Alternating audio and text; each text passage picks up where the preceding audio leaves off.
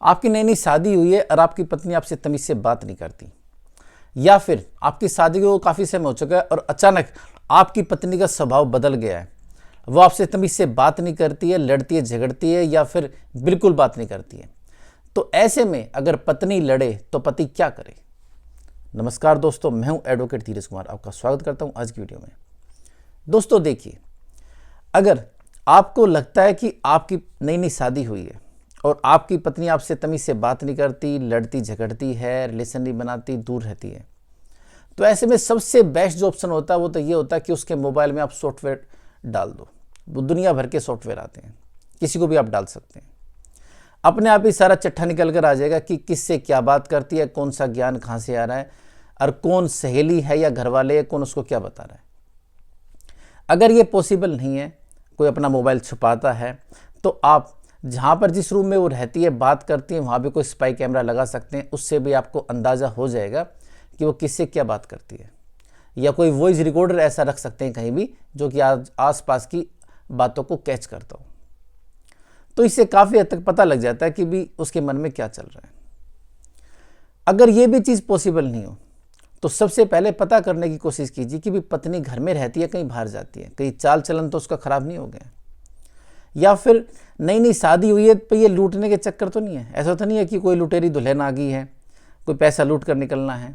अपनी jewellery check कीजिए, जो ज्वेलरी आपके पेरेंट्स ने उसको दी है वो कहाँ है, अपने मायके तो नहीं लेकर गई हुई है। इससे अंदाज़ा हो जाएगा उसकी इंटेंशन सही नहीं है, मतलब कहीं ना कहीं कुछ ना कुछ गड़बड़ है, कुछ ना कुछ गलत है।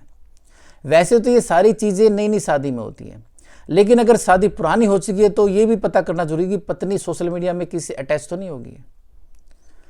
अगर ये सब कुछ ना कुछ चीज़ें आपके सामने आई है कि कोई करैक्टर इशू है या कोई लूटने का है या फिर पेरेंट्स अपने ईगो के चक्कर में आपकी वाइफ को भड़का रहे हैं, आपके खिलाफ कर रहे हैं, तो ये मैं सोचिएगा कि भाई मैं राजा हरिश्चंद्र बन करके उनके सामने कुछ अच्छा बनूं, उनको समझाऊं, ये सब करूं। ठीक है, वो चीज़ अलग है, आप लगाइए चलाइए कैसे भी करके अपनी फैमिली को एडजस्टमेंट करने के लिए अपने पेरेंट्स से बोलिए, सोसाइटी में बोलिए, लेकिन साथ ही साथ चुपचाप एक कंप्लेंट जरूर कीजिए। ईमेल कीजिए कंप्लेंट के रूप में, जहाँ पर आप सारी बातें लिखें, पत्नी लड़ती है, झगड़ती है, परेशान करती है, और उसकी रिकॉर्डिंग करना भी स्टार्ट कीजिए। ऐसा ना हो कि आप सिर्फ भले में रह जाए कि मैं उसको समझा रहा हूँ और कोई एविडेंस कलेक्ट ना कर पाए। एविडेंस ऐसे कलेक्ट करने हैं कि पत्नी को कभी पता ही ना चले। देखिए, विश्वास उतना ही करना चाहिए जितना कि जरूरी हो। पत्नी कोई हमारे घर का मेंबर नहीं है, ऐसा कि हमारे घर में पैदा हुई है या हमारा कोई ब्लड रिलेशन है, वो दूर से आई हुई है। तो विश्वास उतना ही करना चाहिए जितना कि जरूरी है। तो अपनी रिकॉर्डिंग, चाहे बात करने की हो, उसके लड़ने की हो, या फिर कोई ऐसी वीडियो बन जाए तो ज़्यादा बेस्ट है। और साथ में एक कंप्लेंट भी डाल दीजिए ईमेल करके, जिसमें ना उसका मोबाइल नंबर डले और अब ना ही अपना डले, ताकि कोई कॉल ही ना आए, सिर्फ जस्ट इन्फॉर्मेशन कि मेरे साथ गलत हो रहा है। और मामले की तहकीकात कीजिए अच्छी तरह से। उसकी फैमिली मेम्बर को बुलाइए, अगर वे भी उसका साथ देते हैं गलत में तो समझ लीजिए कि ज्ञान उसको वहीं से मिल रहा है, और वे अगर गलत है तो घर नहीं बसने वाला। कई बार ये चीज़ें भी आ जाती है कि पत्नी कमाना शुरू कर देती है और उसमें घमंड आ जाता है, तो ये देखिए कि ऐसी चीज़ तो नहीं है।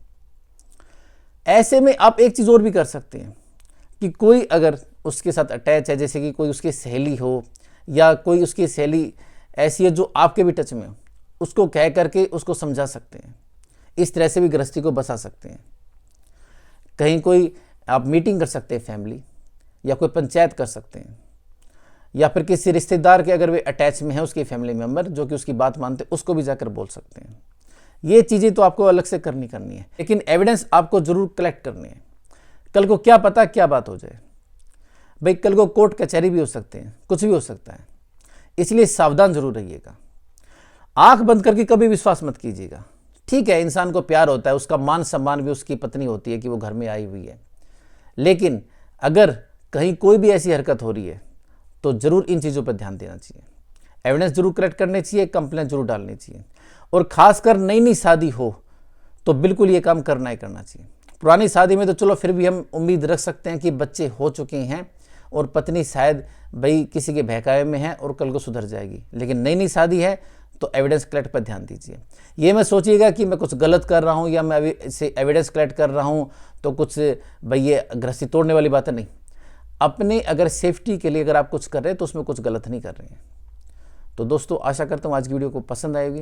अगर हम उसे कॉन्टैक्ट करना चाहते हो तो नीचे दिए नंबर 9278134222 पर व्हाट्सअप करके कॉन्टैक्ट कर सकते हैं। तो मिलते हैं एक नई वीडियो में नई जानकारी के साथ, तब तक के लिए नमस्कार।